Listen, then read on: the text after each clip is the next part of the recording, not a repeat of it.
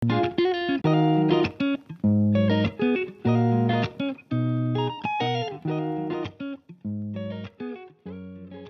Tuhan, sangat disayangkan fenomena seperti ini terjadi di negara yang memiliki patung Tuhan Yesus terbesar nomor 2 di dunia setelah patung Tuhan Yesus di Tanah Toraja di bangsa kita.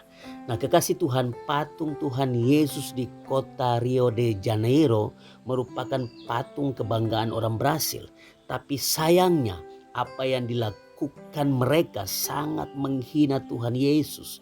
Nah, negara Brasil hanya memperlihatkan kepada dunia bahwa mereka adalah negara Kristen melalui patung Tuhan Yesus yang menjulang tinggi.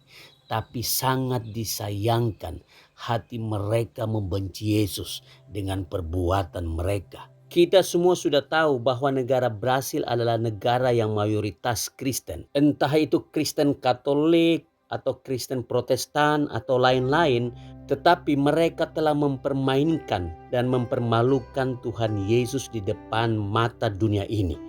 Nah, orang-orang Kristen di sana tidak pernah merasakan tantangan dari agama-agama yang lain seperti yang terjadi di Indonesia.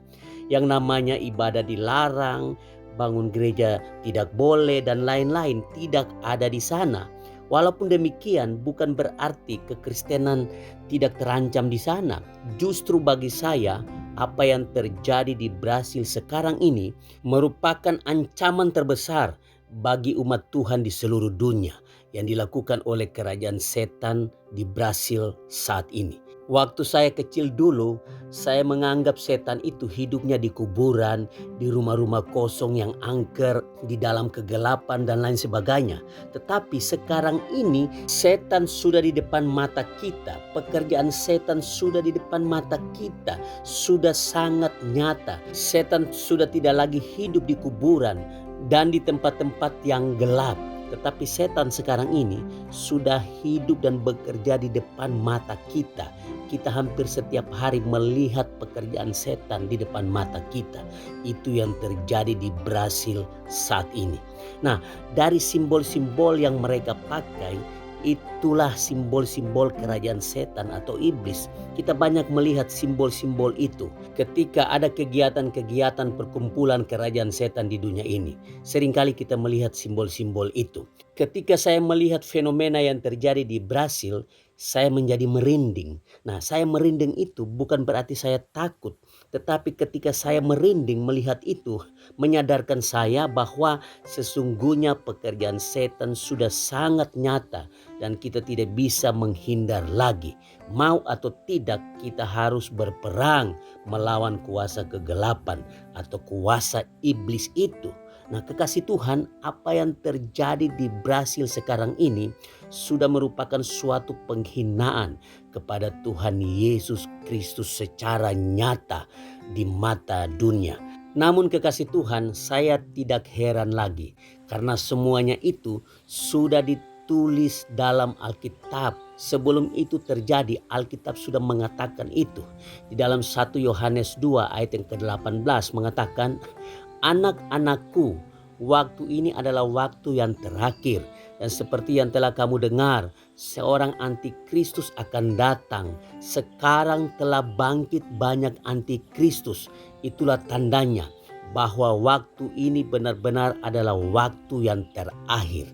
Sangat jelas semuanya itu sudah dikatakan di dalam Alkitab bahwa telah bangkit banyak antikristus di dunia ini. Salah satunya yang terjadi di Brasil akhir-akhir ini.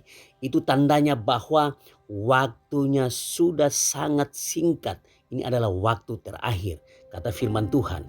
Nah, kekasih Tuhan, apa yang terjadi di Brasil kembali mengingatkan kita akan beberapa hal. Mari kita lihat bersama-sama. Hal yang pertama, yaitu pekerjaan iblis sudah sangat nyata di depan mata kita. Dan kita tidak bisa lagi menghindar dari kenyataan itu. Yang kedua, apa yang terjadi di Brasil mengingatkan kita kembali bahwa Tuhan Yesus sudah mau datang. Dikatakan dalam firman Tuhan, waktu ini adalah waktu yang terakhir. Artinya bahwa kita sekarang ini hidup dalam waktu yang terakhir, di mana Tuhan Yesus sudah hampir datang. Yang ketiga, antikristus telah bangkit dan kapan saja bisa terjadi di tempat kita masing-masing. Oleh sebab itu kita jangan sampai lalai.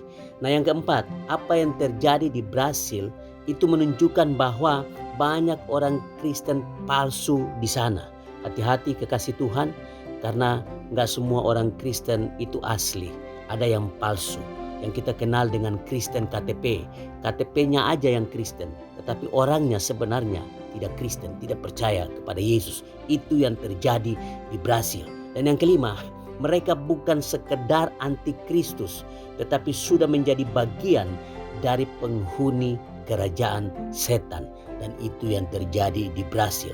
Dan kapanpun bisa terjadi di tempat kita masing-masing. Nah, kekasih Tuhan, lalu apa yang seharusnya kita lakukan? Nah, ini yang penting. Yang pertama yang harus kita lakukan yaitu jangan menganggap enteng fenomena yang terjadi di Brasil itu. Kita harus membuka mata lebar-lebar dan sadar bahwa waktunya sudah sangat singkat. Karena itu kita harus lebih sungguh-sungguh percaya kepada Tuhan Yesus Kristus. Kita harus selalu waspada dan berjaga-jaga dalam kehidupan kita. Karena kapanpun itu bisa terjadi dalam kehidupan kita. Yang kedua yang harus kita lakukan yaitu untuk melawan pekerjaan kerajaan setan atau iblis yang sedang menuai jiwa-jiwa seperti apa yang terjadi di Brasil. Maka kita sebagai warga kerajaan Allah, kita juga harus bekerja keras untuk mendatangkan dan memperbesar kerajaan Allah di dunia ini dengan cara memberitakan Injil kerajaan Allah kepada jiwa-jiwa yang sedang berjalan menuju kebinasaan. Itu yang harus kita kerjakan di dalam dunia ini. Nah, ketika kita memberitakan Injil kerajaan Allah, yaitu Yesus Kristus yang benar, maka iblis jadi gemetar karena iblis tidak mau kabar Injil diberitakan. Itu yang membuat iblis tidak berhenti bekerja dengan berbagai macam cara untuk menghancurkan pekerjaan Allah di tengah-tengah dunia ini. Nah, kekasih Tuhan, gereja harus bergerak lebih cepat dan bekerja keras untuk memberitakan Injil kerajaan Allah di dunia ini.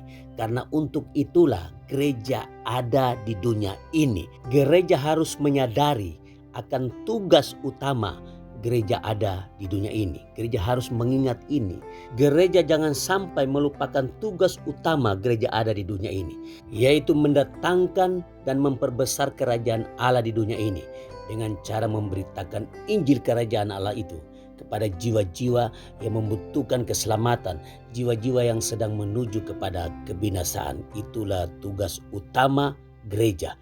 Nah, kekasih Tuhan, marilah kita bersama-sama sebagai satu tubuh di dalam Kristus, kita berdoa peperangan untuk melawan kuasa iblis yang sedang bekerja luar biasa di negara Brasil saat ini. Yang kita lihat bersama-sama yang terjadi saat ini di Brasil. Nah, kekasih Tuhan, kuasa setan hanya bisa dikalahkan dengan kuasa Allah yang ada di dalam kita. Oleh sebab itu kita mempergunakan itu, kita berdoa bersama-sama, doa peperangan untuk menghancurkan kuasa-kuasa iblis, kuasa kegelapan yang sedang bekerja di Brasil akhir-akhir ini. Dalam nama Tuhan Yesus, Tuhan tolong rakyat Brasil. Lepaskan mereka dari cengkraman kuasa kegelapan, dari cengkraman pekerjaan iblis akhir-akhir ini di dalam nama Tuhan Yesus. Amin. Nah, kekasih Tuhan, dengar baik-baik ini. Jangan bangga kalau saat ini saudara hidup di negara atau lingkungan yang mayoritas Kristen. Tapi banggalah kalau hidup saudara menjadi berkat dan teladan di mana saudara tinggal dan hidup. Karena dengan itulah nama Tuhan Yesus dipermuliakan dan ditinggikan di seluruh dunia. Tuhan memberkati.